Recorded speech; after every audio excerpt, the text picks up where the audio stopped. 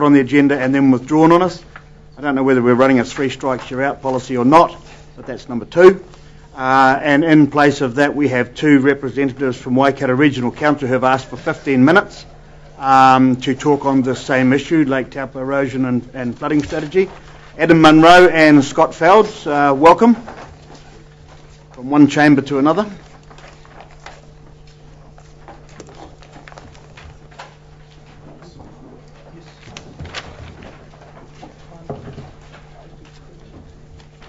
You've got some gin in it.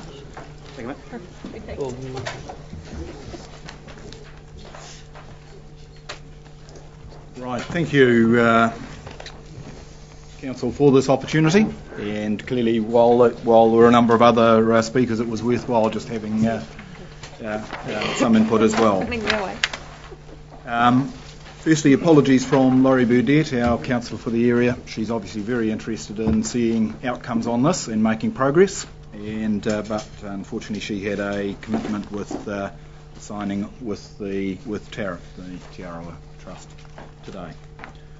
So I certainly won't be able to answer all of the questions that have been popped up today.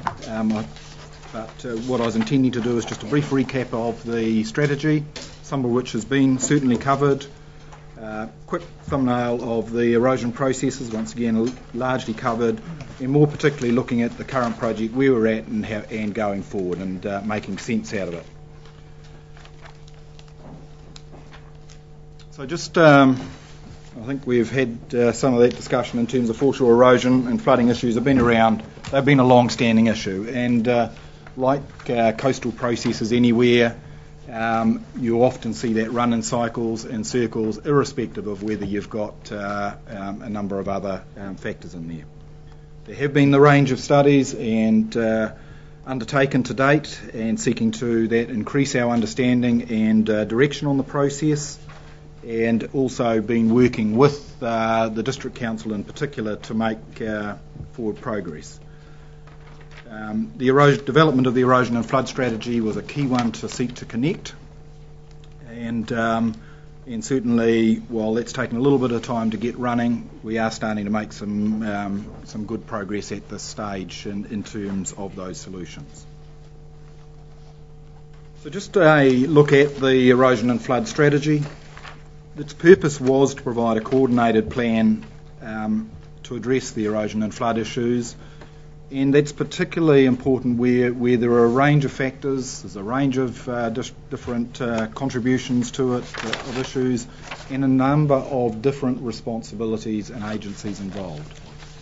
And some of the aims out of that strategy was to build our knowledge and understanding, and as I say, you've seen some of that presented today, and I'm sure before. Looking at the various management options and actions, and really agreeing that actions and how we take that forward, and agreeing our different responsibilities and how we work, and really getting on and setting and implementing that plan of action that we have actually set down in 2009. As I say, a number of parties involved in terms of the district and ourselves, a number of other agencies and the power companies sitting into there, Tuwharetoa, Department of Internal Affairs, each of which have some roles, and all of those communities around the lake with very close interest in what's going on. A number of work streams.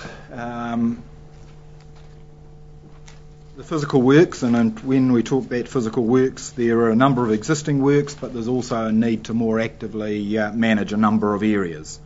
And likewise, just the basic routine maintenance, making sure that's in place. The monitoring, building our knowledge and understanding.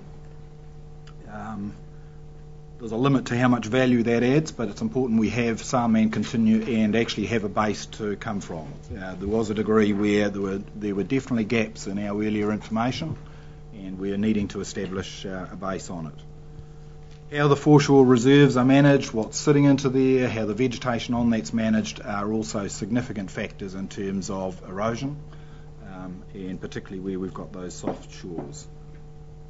Planning.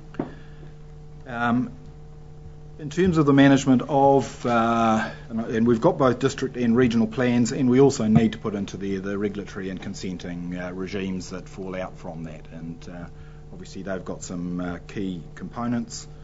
How the river, particularly the sediment management, and in both in the catchment and river mouths, and how those roll out. And a couple of others there in terms of ensuring there is information.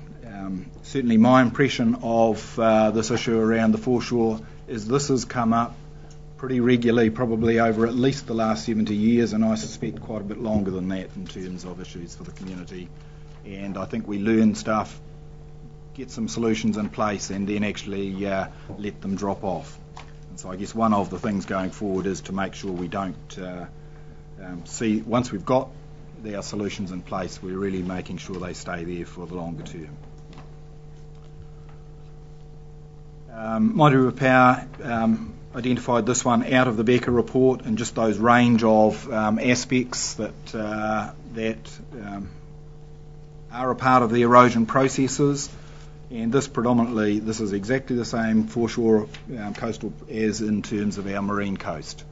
And so many of those things are the same.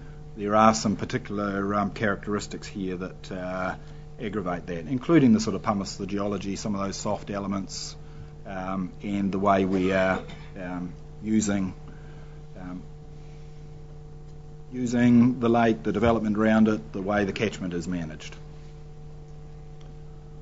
A bit of a touch on the erosion factors. There's a natural underlying one. The only reason why you have beaches is because you do have those processes of cut and fill and sediment, etc.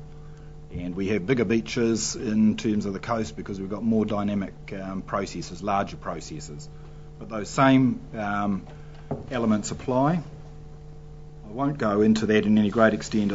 They're sitting there, so some of those natural factors and the key ones are sitting there. But there are also a number of human influenced activities around the lake level, the various structures that are sitting there, the vegetation, the management of that reserve, the vegetation on the foreshore.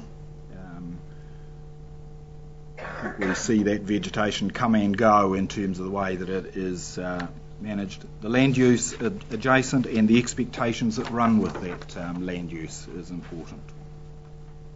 I think how we maintain some of the boat ramps and groins certainly have an influence as well. Just going forward and some of the key elements. I think we've all been a bit frustrated in terms of getting underway on some of these actions.